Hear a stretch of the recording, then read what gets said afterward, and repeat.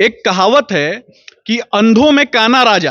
तो इनके जो पुत्र हैं ये लोग राजनैतिक रूप से काने हैं। अंग्रेजों से प्रभावित होकर के, उनकी नस्लों से प्रभावित होकर के आगे बढ़ने वाले लोग, हमेशा फूट डालो राज करो की नीति पर आगे चलने वाले लोग हैं।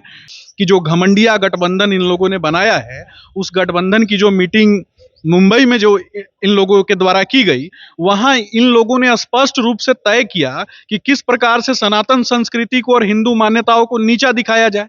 परंतु सनातन संस्कृति को, हिंदू मान्यताओं को नीचा दिखाने का उनका प्रयास जो है, ये चरितार्थ नहीं हो पाएगा। ओम चंदनम वंदते भगवान विष्णु। तो हम भगवान विष्णु को साक्षी मानकर चंदन और तिलक लगाते हैं ताकि हम धर्म की रक्षा कर सके, राष्ट्र की रक्षा कर सकें।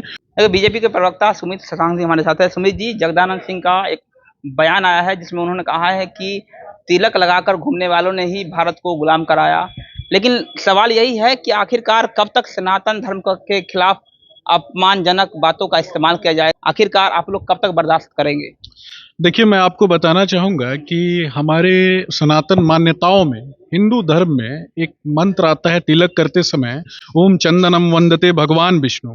तो हम भगवान विष्णु को साक्षी मानकर चंदन और तिलक लगाते हैं ताकि हम धर्म की रक्षा कर सके, राष्ट्र की रक्षा कर सकें। और राष्ट्र को मां मानने वाले लोग हैं।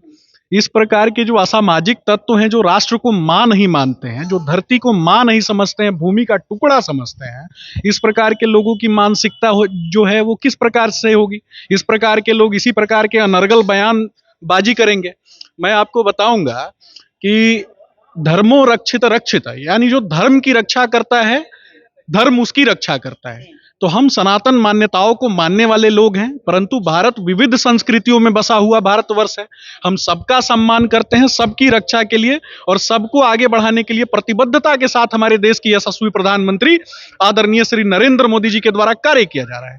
परंतु कुछ लोगों की मानसिकता ये हो चुकी है, और आज हाल ही में आप देखेंगे कि जो घमंडिया गठबंधन इन लोगों ने बनाया है, उस गठबंधन की जो मीटिंग मुंबई में जो इन लोगों के द्वारा की गई, वहां इन लोगों ने स्पष्ट रूप से तय किया कि किस प्रकार से सनातन संस्कृति को और हिंदू मान्यताओं को नीचा दिखाया जाए। परंतु सनातन संस्कृति को, हिंदू मान्यताओं को नीचा दिखाने का उनका प्रयास जो है, ये चरितार्थ नहीं हो पाएगा। इनकी मानसिकता गंदी हो चुकी है, और गंदी मानसिकता को लेकर के आगे बढ़ने वाला कोई भी व्यक्ति भारत माँ पे, तो भारत माँ के लिए कार्य नहीं कर सकता है। सोच रहे हैं कि एक समुदाय से प्यार और एक जो समुदाय है उससे नफरत, ये कब तक चलता है? देखिए, तुष्टीकरण की राजनीति करने वाले लोग, शिक्षा व्यवस्था को चौपट करने वाले लोग, और राज्य की एकता अखंडता को खंडित करने वाले लोग, और कहीं ना कहीं अंग्रेजों से प्रभावित होकर के, उनकी नस्लों से प्रभावित होकर के आगे बढ़ने वाले लोग, हमेशा फूट डालो राज करो की नीति पर आगे चलने वाले लोग हैं। हम भारतीय जनता पार्टी के कार्यकर्ता, भारतीय जनता पार्टी के नेता, अखंड भारत के उद्देश्य के साथ आगे बढ़ने वाले लोग हैं। सभी सेक्टर्स में, प्राथमिक, द्वितीयक, तृतीयक और विविधताओं में बसे हुए भारतवर्ष को, उसकी संस्कृति को एकजुटता के धागों में पिरोते हुए अगर कोई व्यक्ति आगे बढ़ाने का कार्य करता है, तो वो है आदरणीय नरेंद्र मोदी जी।